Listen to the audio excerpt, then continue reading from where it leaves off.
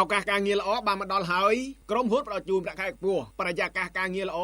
រោងចក្រ New HM Knitting Clothing Cambodia Icon ដំណឹងជ្រើសរើសកម្មករកម្មការិនីផ្នែក D 200នាក់បន្ថែមរួមនឹងផ្នែកផ្សេងៗជាច្រើនទៀតក្រុមហ៊ុនផ្ដល់ជូនប្រាក់ខែគោលស្របតាមច្បាប់លុយការងារទៀងទាត់លុយធ្វើដំណើរនិងស្នាក់នៅលុយបាយថ្ងៃត្រង់លុយបាយបន្ថែមម៉ោងព្រមទាំងទទួលបានលុយរង្វាន់លើកទឹកចិត្តផ្សេងៗ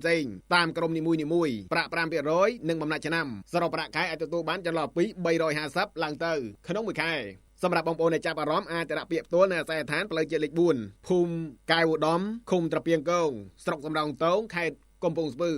ឬក៏អាចសាកសួរពន្ធបន្ថែមតាមរយៈលេខទូរស័ព្ទ096 430 3131 096 654 24 26 017 665 746សាកសួរបានរៀងរាល់ម៉ោងធ្វើការសូមคลิก បន្តដល់បងប្អូនដែលកំពុងស្វែងរកការងារធ្វើបានទទួលដំណឹងឱកាសការងារនេះផង